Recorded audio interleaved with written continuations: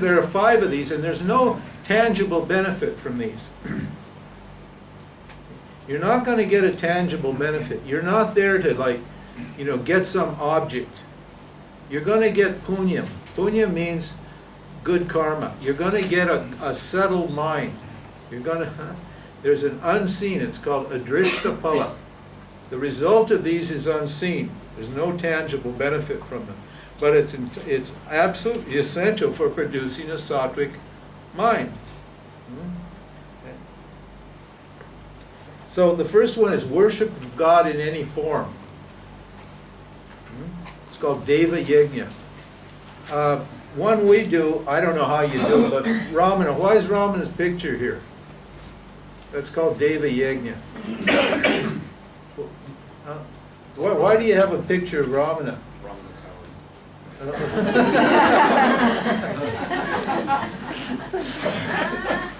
Yeah, worship. Yeah, Ramana Towers. Worship of any deity. You should now listen. Worship is great. I know. Probably you all think this is religion. I know Western.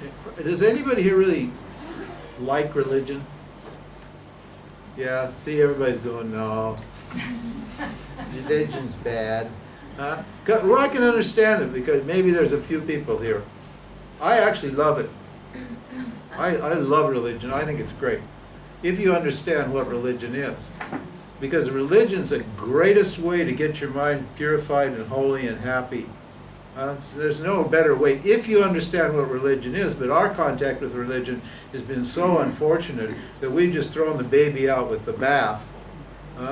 And we're just turned off to religion in all aspects. We don't want anything to do. That's duality, you see. That's all duality. I'm a non-dualist. I wouldn't do any worship. That's God is somebody else, and I'm worshiping God. No, listen. All of these yajnas are for psychological integration and purification. They'll get your mind sattvic. So you need to worship. Listen, it's not like when you worship a symbol, you're worshiping anything other than what? Yourself. Are you? Because if reality is non-dual, everything here is yourself, isn't it?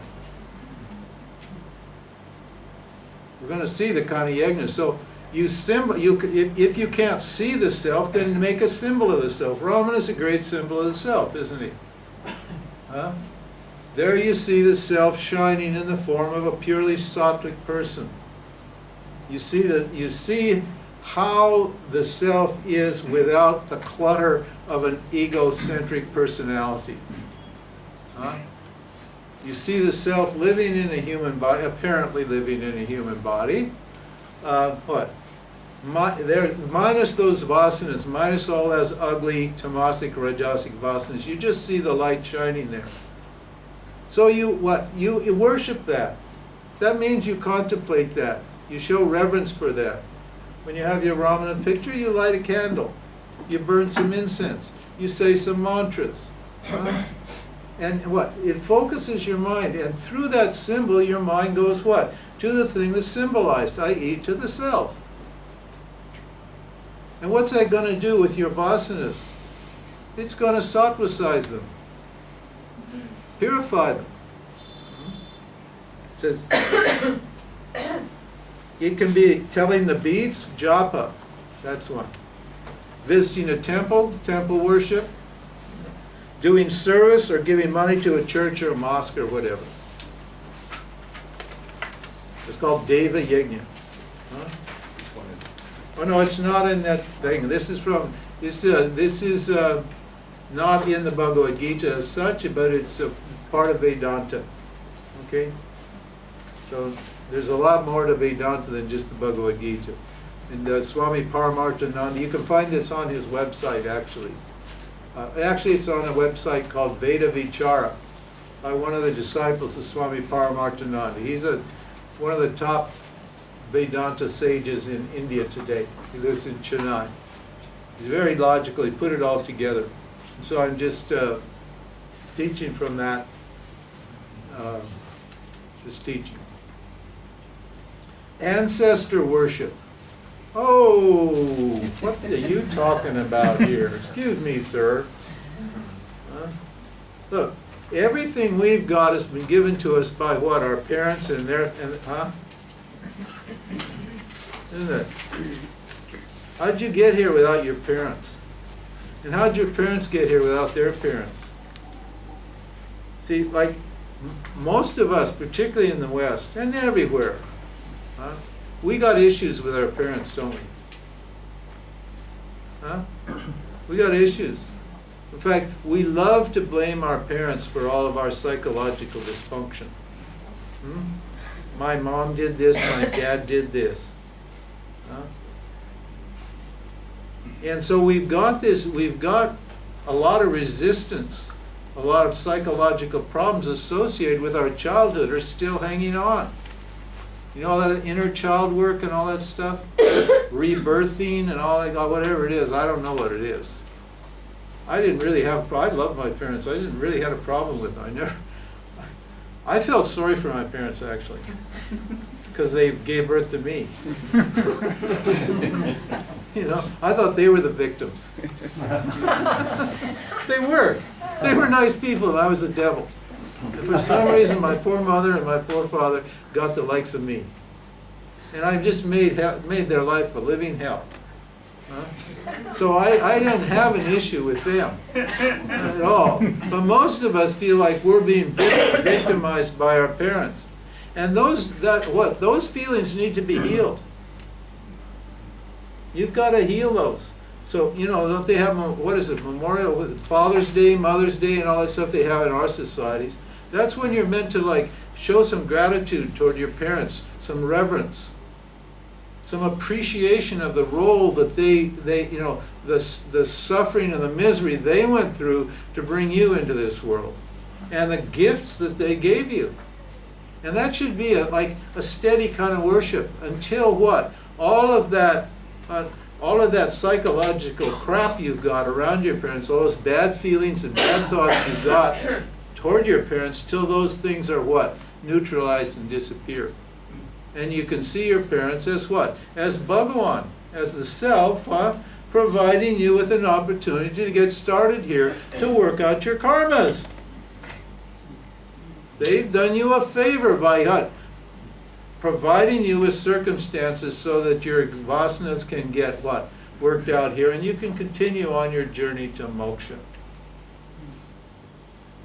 So I need to look at, that means what? I need to, see how I can heal your psychology with this worship? And they have rituals here, in the Vedika rituals that are meant to be done at a certain time, at a certain place, a certain day, and so forth and so on.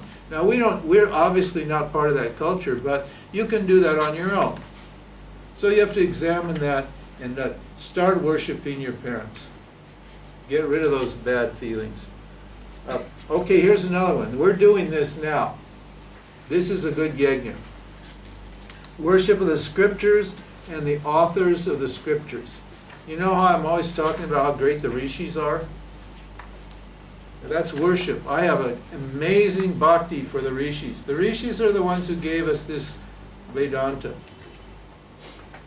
Without the rishis, without my guru who is a rishi, I'm nobody. Honestly, I'm absolutely nobody. I have the greatest love and reverence for my teacher, and for my teacher's teacher, and for all the teachers right on back to what? To Bhagawan. Because Bhagawan's the first teacher. That chant we do in the morning, Dakshinamurti. Dakshinamurti is Shiva as the first teacher. Shiva is the giver of knowledge, the one who writes the Vedas, who gives us the Vedas.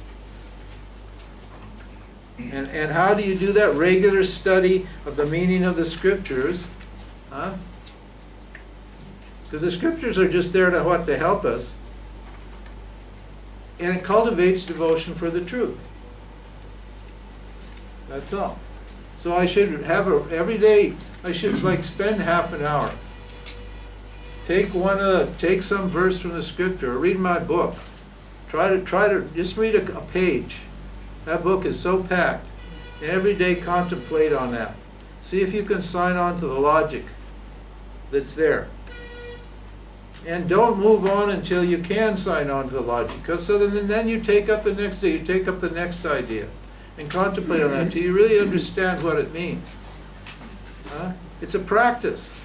You're going to develop sattva instead of what? But switching on the TV and really looking sports and what happened in the stock market and all that sort of thing. You see, put your attention on on the scripture, and what are you going to do? You're going to grow like crazy. You're going to get clean and clear and pure very quickly, because your mind will be done.